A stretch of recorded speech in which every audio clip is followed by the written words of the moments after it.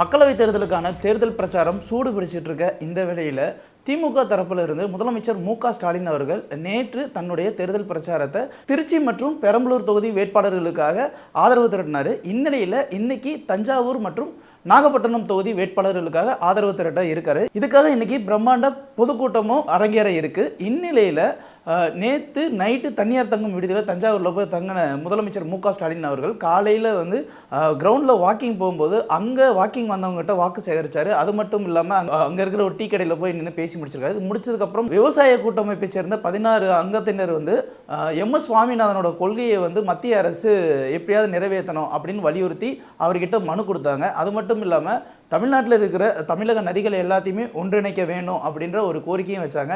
இது பரிந்துரை செய்யப்படும் அப்படிங்கிற ஒரு விஷயத்தை முதலமைச்சர் மு.க.ஸ்டாலின் சொல்லியிருக்காரு. இன்னைக்கு ஈவினிங் இது சம்பந்தமாக அவர் அறிக்கை விடலாம் அப்படின்றும் எதிர்பார்க்கப்படுகிறது.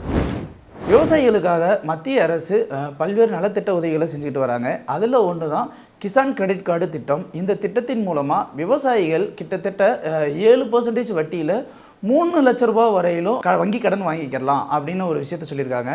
இதுக்காக இவங்க எக்ஸ்ட்ரா இந்த அமௌண்ட்டு பே பண்ண வேண்டியதில்லை. இவங்க மாதம் அவங்களுடைய தவணை தொகையை கட்டி முடிச்சிட்டாங்க அப்படின்னா 3% வரையும் அதில் வட்டி சலுகையும் பெறலாம் அப்படிங்கிற அந்த ஒரு விஷயத்தையும் சொல்லியிருக்காங்க. இது பாரத பிரதமரோட யோஜனா திட்டத்திலிருந்து வருது அப்படிங்கிற அந்த ஒரு விஷயத்தையும் சொல்லியிருக்காங்க. இது சம்மந்தமாக நீங்கள் லோக்கல் பேங்கை அணுகலாம் அப்படிங்கிற ஒரு ஸ்டேட்மெண்ட்டும் கொடுத்துருக்காங்க. ஏற்கனவே பஞ்சாப் ஹரியானாவை சேர்ந்த விவசாயிகள் குறைந்தபட்ச ஆதரவு விலைக்கு பெரிய போராட்டத்தை டெல்லியில் ஏற்படுத்தினாங்க. இந்நிலையில் மத்திய அரசு சார்பில் இருந்து இந்த ஒரு விஷயம் அறிமுகப்படுத்தியிருக்கிறது விவசாயிகளுக்கு ஒரு ஊக்கம் அளிக்கிறதா இருக்குது அப்படின்னு சொல்லிட்டு மத்திய அரசு சார்பில் பேசப்படுது. பிரிட்டனை சேர்ந்த ரிசர்ச் இன்ஸ்டியூட் தான் ஆலன் டூரிங் இன்ஸ்டியூட். இந்த இன்ஸ்டியூட்டை சார்ந்த ரிசர்ச் ஸ்காலர்ஸ் கவர்மெண்ட்டில் இருக்கிற அந்த கவர்மெண்ட் செக்டருக்கு உண்டான எல்லா கவர்மெண்ட் கம்பெனிஸையும் ஒரு சர்வே பண்ணியிருக்காங்க. ரிகார்டிங் ஏஐ ஆர்டிஃபிஷியல் இன்டெலிஜென்ஸ் செயற்கை நுண்ணறிவு திட்டத்தின் மூலமாக என்னென்னலாம் பூத்தப்படலாம் அப்படின்னு சொல்லிட்டு கிட்டத்தட்ட 201 கம்பெனியில் இந்த மாதிரி ஒரு சர்வே பண்ணியிருக்காங்க. இந்த சர்வேயோடைய அடிப்படையில் அங்கே இருக்கிற அப்கிரேடட் டெக்னாலஜியில் மனிதர்களுக்கு 84% வேலை வாய்ப்புகள் போகிறதுக்கு சான்சஸ் உண்டு அப்படிங்கிறத அந்த சர்வே ரிப்போர்ட்டில் சப்மிட் பண்ணியிருக்காங்க. இதன் அடிப்படையில் வச்சு பார்க்கும்போது எங்கேருந்து அந்த சர்வே ரிப்போர்ட் ஆரம்பிச்சிருக்காங்க அப்படின்னு பார்த்தீங்கன்னா, ஒரு பாஸ்போர்ட் அப்ளை பண்ணுறதுலேருந்து ஒரு சாதாரண ஓட்டர் ஐடி ரெஜிஸ்டர் பண்ணுறது வரைக்கும் இந்த ப்ராசஸ்லேயே 84% பேருக்கு கவர்மெண்ட் செக்டரில் மட்டுமே வேலைக்கு வாய்ப்பு பறிபோகும் அபாயம் இருக்குது அப்படிங்கிற அந்த ஒரு விஷயத்தை சொல்லியிருக்காங்க. இந்தியாவில் இதை கன்சிடர் பண்ணி பார்த்தோம்னா இப்போ தான் இங்கே ஆன்லைன் டெக்னாலஜிக்கு உள்ளே நம்ம வர ஆரம்பிச்சிடும். இதுக்கு முன்னாடி மேனுவலாக தான் இருந்தோம். ஆன்லைன் டெக்னாலஜி உள்ளே வந்ததுக்கப்புறம் இப்போது இந்தியாவில் ரேபிட் க்ரோத் அப்படிங்கிற ஒரு விஷயம் இருக்குது. இப்போ எல்லாருமே ஏஐன்னு தான் உள்ளே போய்கிட்டு இருக்கோம். இந்நிலையில் இந்த மாதிரி ஒரு ஆஃபர் வருது அப்படின்னா இந்தியாவில் ஏற்கனவே கவர்மெண்ட் செக்டாரில் எம்ப்ளாயி செலெக்ஷன் ரொம்ப கம்மியாகவே இருக்குது அப்படின்னு சொல்லிட்டு ஒரு குறையும் இருக்குது. இந்நிலையில் இந்த ஏஐ ப்ராசஸ் உள்ளே வருது அப்படின்னா இது இன்னுமே கம்மியாகும், இது பெரிய துயரத்தில் ஆழ்த்தும் அப்படின்னு சொல்லிட்டு நிறைய ரிசர்ச் ஸ்காலர்ஸ் இதுக்கு கருத்தும் தெரிவிச்சிருக்காங்க.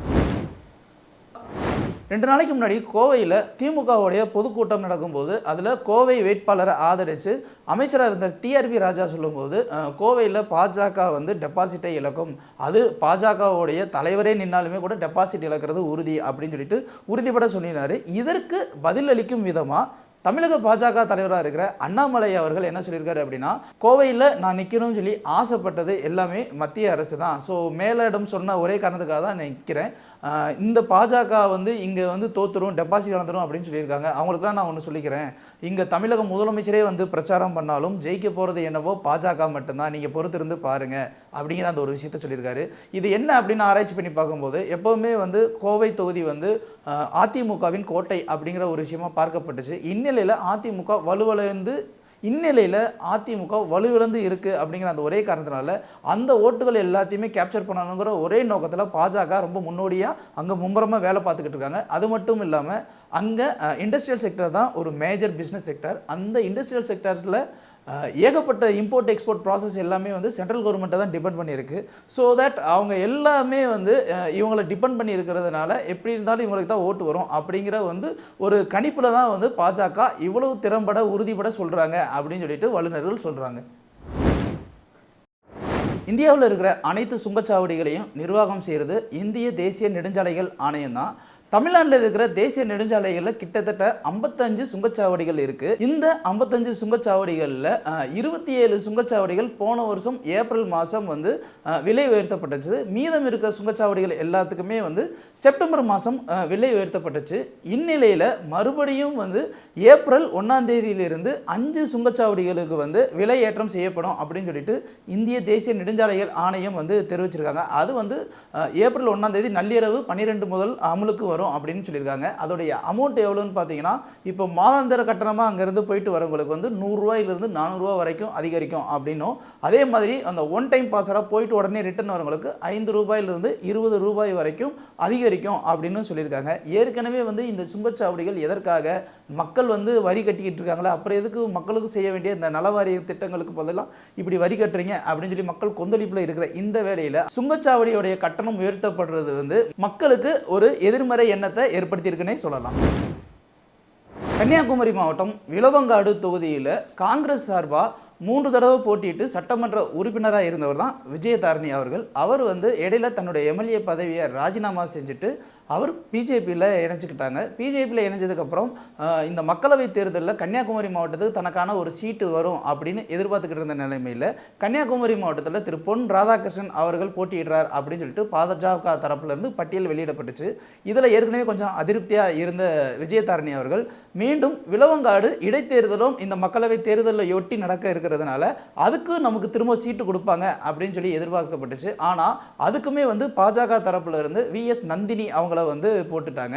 இந்நிலையில் விஜயதாரணி வந்து அடுத்த கட்ட நடவடிக்கை என்ன பண்ணலாம் அப்படின்னு யோசிச்சுட்டு இருக்காங்க. ஏற்கனவே காங்கிரஸுக்கு அங்கே ஓரளவுக்கு செல்வாக்கு இருக்கிற இந்த நிலையில் காங்கிரஸ் தரப்புல இருந்து 100 பேர் வந்து அந்த இடைத்தேர்தலில் போட்டியிடுறதுக்கு விண்ணப்பம் கொடுத்துருக்காங்க அப்படின்னு சொல்லி ஒரு பேச்சு அடிபடுது. ஏன்னா காங்கிரஸில் கணிசமான ஓட்டுகள் இருக்குது. இந்த 3 தடவையுமே விஜயதாரணி அவர்கள் அவங்களுடைய பெயரை டேமேஜ் பண்ணிக்கிட்டாங்க. ஆனால் காங்கிரஸ் கட்சிக்கு அங்கே மதிப்பு இருந்த ஒரே காரணத்தினால தான் காங்கிரஸுக்காக அவங்க ஓட்டு போட்டாங்க. எப்படி இருந்தாலும் காங்கிரஸ் அந்த இடத்துல ஜெயிக்கிறது உறுதி. அந்த ஒரு காரணத்துக்காக மட்டும்தான் பாஜக இவங்களுக்கு சீட்டு வழங்காமல் இருக்குது அப்படின்னு சொல்லிட்டு பாஜக தரப்புலையும் பேசப்பட்டு இருக்கு. இந்நிலையில் விஜயதாரணி அடுத்து என்ன பண்ணலாம் அப்படின்னு யோசிச்சுக்கிட்டு இருக்கிறதா ஒரு தகவல் வெளியாகி இருக்கு. பாஜக கூட்டணியில் இருக்கிற அம்மா மக்கள் முன்னேற்ற கழகத்துக்கு 2 சீட்டு ஒதுக்கப்பட்டது எல்லாருக்குமே தெரிஞ்ச ஒரு விஷயம் தான். இதில் வந்து தேனி தொகுதியை வந்து திரு டிடிவி தினகரன் போட்டியிடுறாரு அப்படிங்கிறது தான் ஒரு முக்கியமான ஒரு விஷயம். ஏற்கனவே அவர் அதிமுகவில் இருக்கும்போது தேனி தொகுதி எம்பியாக இருந்தார் அப்படிங்கிறது ரொம்ப குறிப்பிடத்தக்க ஒரு விஷயம். இந்த தேனி தொகுதி வந்து போடி, கம்பம், பெரியகுளம், ஆண்டிப்பட்டி மற்றும் மதுரை மாவட்டத்தைச் சேர்ந்த உசிலம்பட்டி, சோழவந்தான் இந்த 6 சட்டமன்ற தொகுதிகளை உள்ளிட்டதான் இந்த தேனி தொகுதி. இந்த தேனி தொகுதி எப்பவுமே நட்சத்திர அந்தஸ்து வாங்கினது. காரணம் என்ன அப்படின்னா, ஆண்டிப்பட்டி தொகுதியில் தான் வந்து ஜெயலலிதா அவர்கள் நின்று போட்டிட்டு ஜெயிச்சாங்க. அதே மாதிரி போடி மற்றும் ஆண்டிப்பட்டி எப்போவுமே வந்து ஸ்பெஷலான ஒரு ஏரியா. அங்கே பன்னீர்செல்வம் அவர்கள் 3 தடவை எம்எல்ஏவாக இருந்தார். அதுக்கப்புறம் முதலமைச்சராகவும் ஆனார். இந்நிலையில் அங்கே வந்து செல்வாக்கு ரொம்ப ஜாஸ்தியாக இருக்குது அப்படிங்கிற அந்த ஒரே காரணத்துக்காக டிடிவி தினகரன் இந்த தடவையும் தேனி தொகுதியில் நிற்கிறாரு. அவருக்கு ஓபிஎஸ் ரொம்ப ஆதரவாக இருப்பார் அப்படின்னு ஒரு பேசப்படுது.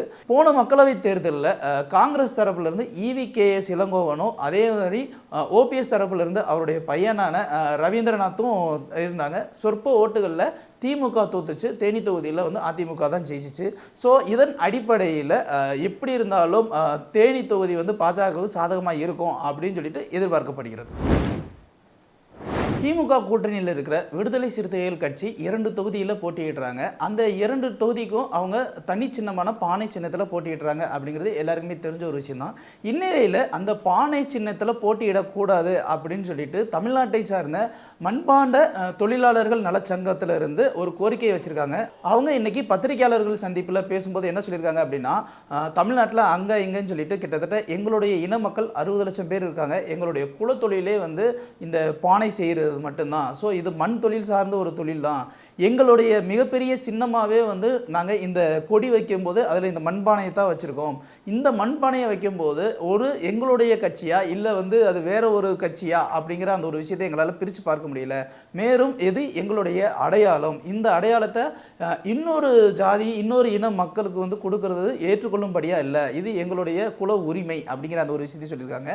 மேலும் கலைஞர் கருணாநிதி இருந்த காலகட்டத்தில் அந்த மண்பாண்ட தொழிலாளர்களுக்குன்னு ஒரு நல வாரியம் இருந்துச்சு. ஆனால் அந்த நல வாரியம் கலைக்கப்பட்டுருச்சு. இந்த பத்திரிகையாளர்கள் சந்திப்பின் மூலமாக நாங்கள் முதலமைச்சர் மு.க.ஸ்டாலின் கிட்ட ஒரு கோரிக்கை வைக்கிறோம், எங்களுக்கு மறுபடியும் அந்த தொழிலாளர்கள் நல வாரியத்தை ஆரம்பிங்க அப்படின்னு சொல்லியிருக்காங்க. இந்நிலையில் பானை சின்னத்தில் திருமாவளவன் போட்டியிடுறதுக்கு எதிர்ப்பு வருமா வராதா அப்படிங்கிற அந்த ஒரு விஷயம் தேர்தல் ஆணையத்தின் நடவடிக்கையை பொறுத்தே தெரியும். ஜனசேனா கட்சியின் தலைவரும் நடிகருமான பவன் கல்யாண் நடித்து உருவாகி இருக்கிற படம் தான் உஸ்தாத் பகத்சிங். இந்த படத்தில் டீசர் சமீபத்தில் வெளியாச்சு. அதில் ஒரு டீ கிளாஸ் ஒரு க்ளோஸ்அப்பில் வர மாதிரி ஒரு ஷாட் வந்திருக்கு. இது இப்போது சமூக வலைதளங்களில் ஒரு பெரிய சர்ச்சையாக உண்டாயிருக்கு. காரணம் என்ன அப்படின்னு பார்த்தீங்கன்னா, பவன் கல்யாணுடைய கட்சி சின்னம் அந்த டீ கிளாஸ் தான். அந்த டீ கிளாஸை இவர் ப்ரொமோட் பண்ணுறாரு. ஏற்கனவே தேர்தல் ஆணையம் விதிக்கப்பட்ட அந்த தேர்தல் நடத்தை விதிகள் அமலுக்கு இருக்கும்போது இந்த மாதிரி அதை ப்ரொபகண்டா பண்ணுறதோ அதை ப்ரமோட் பண்ணுறதோ ரொம்ப தப்பான ஒரு விஷயம். அதனால் இவர் அதுக்கு முன்னாடியே முன் அனுமதி பெற்றுக்கணும் அப்படின்னு சொல்லிட்டு கருத்து நிலவி இருக்குது.